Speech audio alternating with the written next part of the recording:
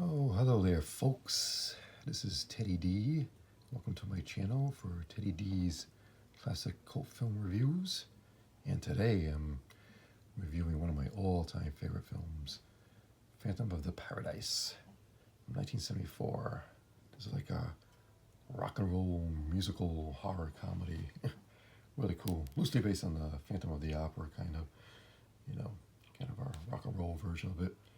And this is a collector's edition, Shout Factory or the Subdivision Screen Factory does a lot of these horror films from the 70s and 80s. And they really load up their films with, Blu-rays with, special features, which I'll show you later. These are some of them there at the back of it. And what is cool about this is you get the different artwork here. That's the Shout Factory artwork, which is pretty cool. This is the original movie poster artwork. And you got, and there's Garrett Graham playing the glam rocker Beef. He's really cool. He's an offbeat character and good actor, really cool actor too. I'll tell you more about him later. But yeah, you can switch it either or if you like. About that. But this film was written and directed by, again, one of my favorite filmmakers, Brian De Palma. And he was, at the time, a master of the macabre and horror and thrills. And he directed the film, he doesn't know about these films, Sisters, back in 1973 with Margot Kidder and Jennifer Salt.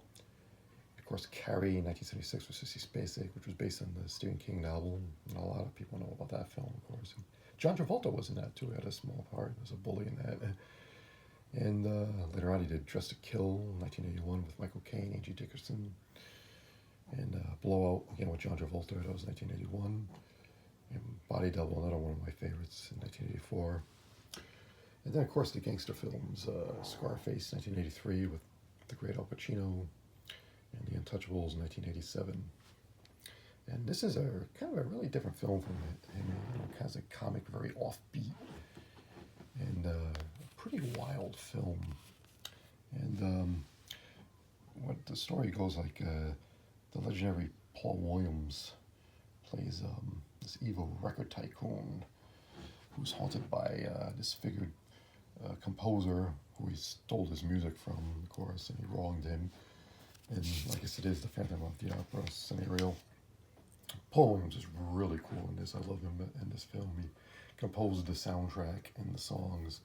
You got everything from 1950s music with a band called the Juicy Fruits, which opens up the film. Pretty cool song there. 60s music and 70s glam rock and hard rock. And originally, it's interesting because De Palma was looking at actors, musicians like David Bowie and Mick Jagger for the record tycoon, and even Alice Cooper, which would have been really cool. But once you see Paul Williams, that's all you see in the role. He's so cool. He has that distinctive voice too, and he's got that distinctive look too. I like him with the tinted glasses. And the interesting William Finley plays Wilfred Winslow Leach. I'm sorry, like that.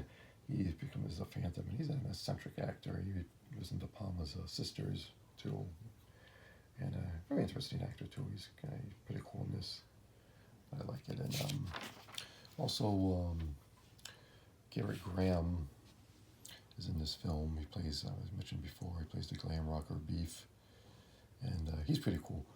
I liked him. He was in Used Cars, 1980 with Kurt Russell, and he was in an early De Palma film called Greetings back in 1968, the comedy that he did.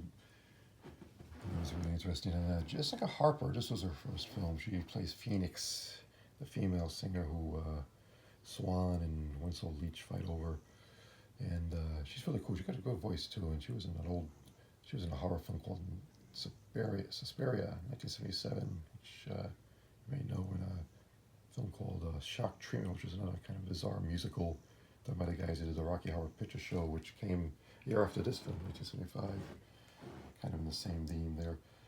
And also Archie Han plays 4 different roles in this as each singer in the groups. He was in a film called Cannonball back in 1976, and also Sunshine Boys, a Neil Simon film, 1975, which was a George Burns and Walter Matthau.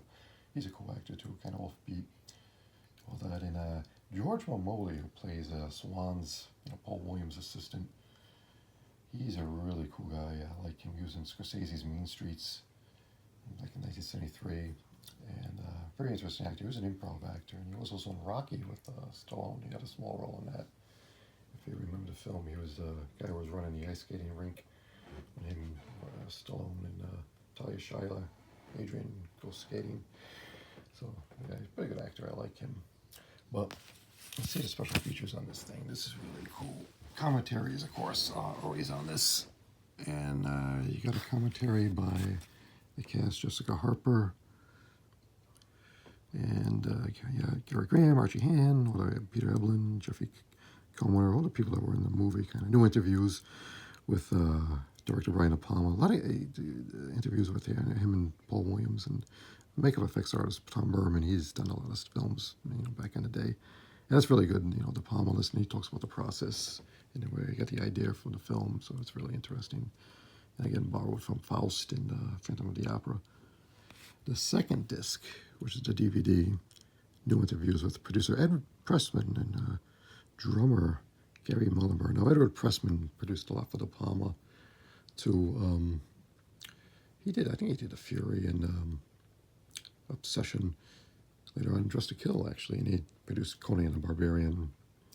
I've mentioned him before. He's good. He was a cool producer, legendary producer, and a very good documentary, Paradise Regained, on the making of the film. And you talk to everyone on that: De Palma, Jessica Harper, Paul Williams, William Finley, and the whole cast and crew on the film, and really extensive. And if you love documentaries, it's really tells you about the history of this film, which is terrific, and really good behind-the-scenes stories on it.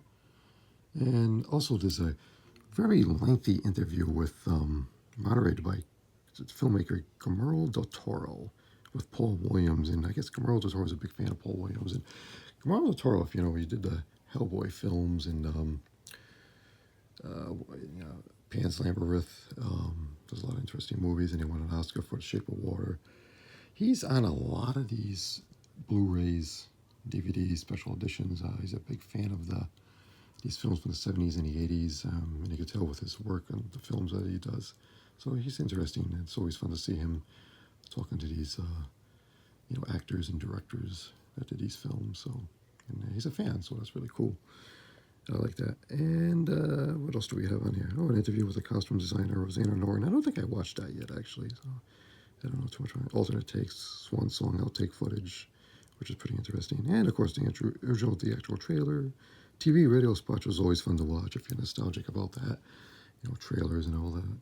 And you got the still gallery, which is really cool.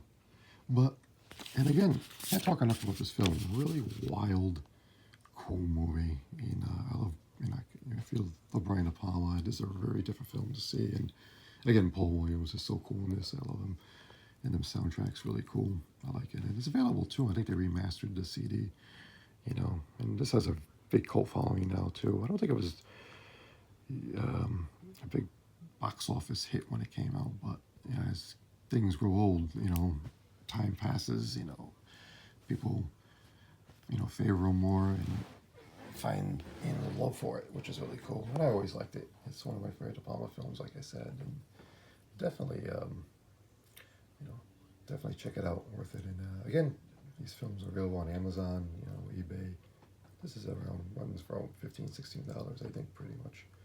And it's definitely worth it to get if you're a big De Palma fan. And that is it, folks. And once again, if you dig my presentations, please hit the like icon and subscribe, please. I appreciate it gratefully. And I'll see you next time. Take care. God bless. Bye.